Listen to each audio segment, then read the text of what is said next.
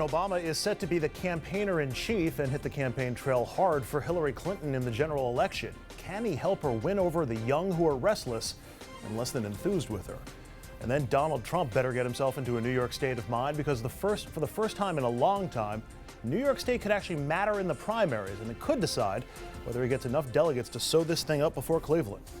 And then the story of a local hero, an Army veteran who was awarded a number of medals, served in Kuwait and Iraq, oversaw an Iraqi prison, then returned home and was honored by Rockland County for her service overseas and in her community. Good evening and welcome to RFL. I'm Andrew Whitman, in once again for Richard French. He has won twice and now he wants to get one for Hillary. President Obama is reportedly set to campaign heavily for Hillary Clinton in the general election. He's already starting to get involved, as evidenced by this not-so-subtle dig at Donald Trump.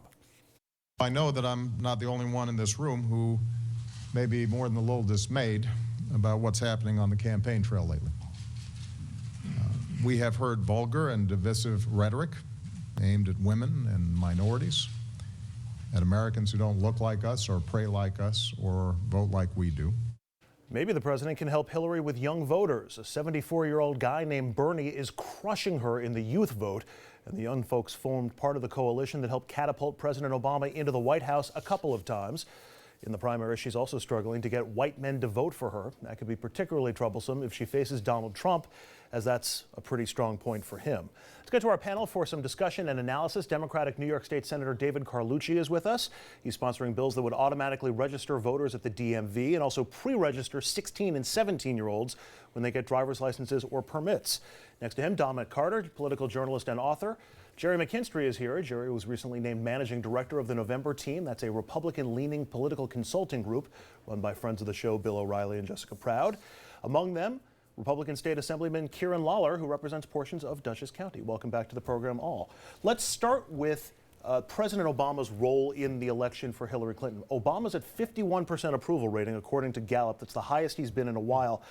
Senator, how much do you think Hillary will be banking on President Obama's involvement? How much does she need him? Well, I mean, in the primaries, it's been quite a bit. You know, she's been showing herself as the continuation of Barack Obama. I imagine after the primaries, that'll shift somewhat, but it's about getting people excited. And, you know, we can have the talk about Hillary Clinton, how exciting is she, and Trump, how exciting is he. I think at the end of the day, when you see these primaries and you see people coming out to vote either for Trump or against Trump, I think that you got to take him seriously. There's no question about it. However, I think there's going to be a lot of people staying home in November if Trump is the Republican nominee. Assemblyman, how much of a double-edged sword is President Obama's involvement for Hillary Clinton? I mean, his critics have certainly been sniping at him for 7 years now. Well, you know, if you listen to the rhetoric on the Democrat side, they're talking about how the poor have been left behind, how inequality has been increasing, but their guy has been in the White House for the last 7 years. Hillary was a part of that administration for half the time. You mentioned the president's approval ratings. That's because nobody's paying attention to him.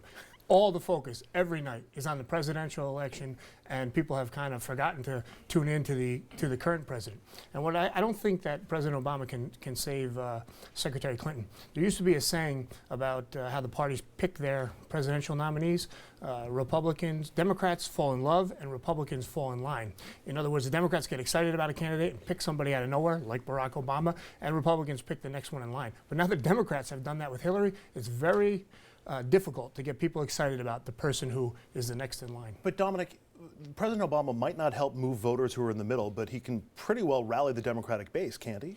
Obama would be the Republicans' worst nightmare, and here's why.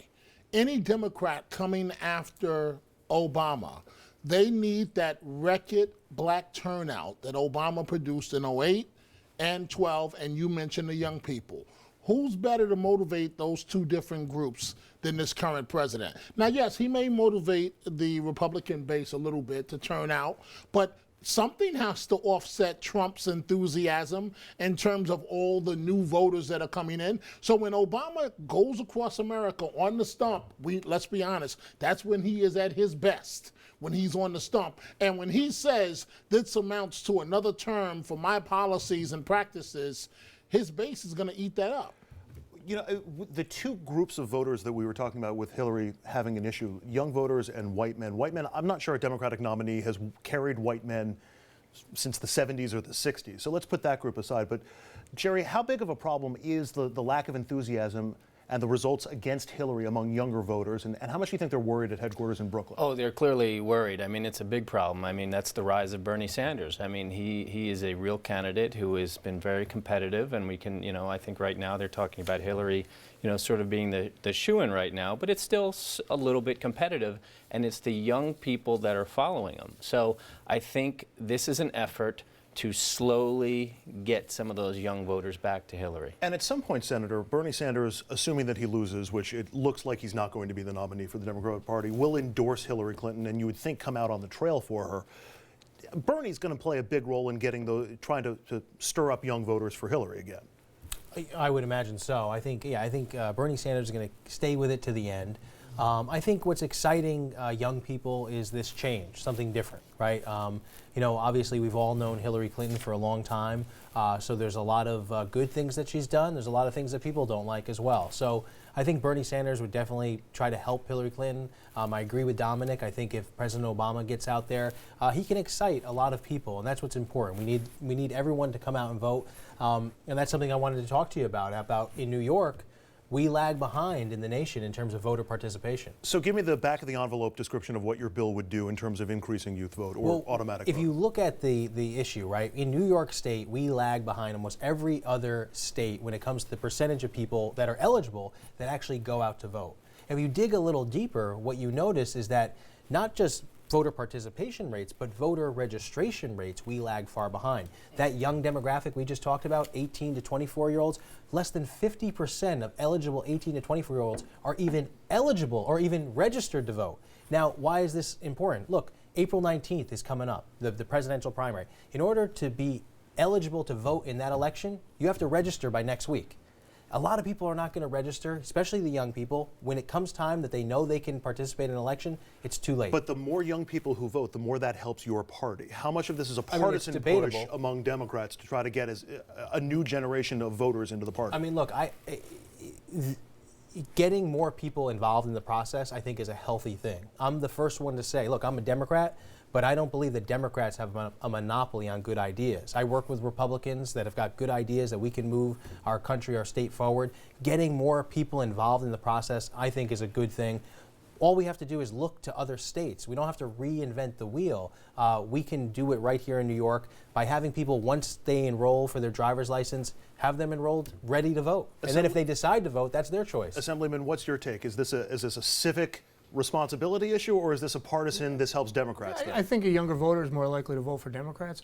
I'm not excited to see the volume of turnout so much as I am excited to see informed voters going to the polls. And let's face it, an 18-year-old is more likely to be a low information voter than a high information voter, and we need less people at the polls who want to spend, because on the whole, 18, 19, 20-year-olds are not paying taxes, so they're going to be all for spending, and that's not something that I can support. And if somebody were to say in response to that, you're trying to depress vote, why shouldn't we make it as easy for as many people to vote as possible? Well, it's pretty easy now. I mean, millions of us have figured it out. I don't know why these 18-year-olds can't figure it out. You know what would get more people in the process, especially in New York State? Get rid of the arcane, incumbent protecting ballot rules. To get on the ballot, you're an upstart candidate. There's all these rules, and if you've been in politics your whole life, you can navigate the petitioning process and get enough petitions. But if you're new to the process, it's very difficult. It's an incumbent protection racket. If you make it easier for new, fresh people to get on the ballot, then you'll see turnout improve naturally. Jerry, why shouldn't we make it easier for young people to become registered? I think we should. I agree with both of them actually, and I'll give an example. Yeah. When I registered for classes at SUNY, I was 18 years old or 17 or something. I guess it was going on 18. They put a registration form right there. If that was not put there, I think it would have been probably a few years before I registered. I tend to think younger people are influenced by their parents, by their circles, so I'm okay with that. I think we definitely want to get more voters, more people registered. Ideally, they'd be well informed, but I mean, I see no harm in having them register early. You know, Andrew, I agree with Jerry. Both of our elected officials tonight are accurate to the degree of what they said. Let me start with the Republican side for a second.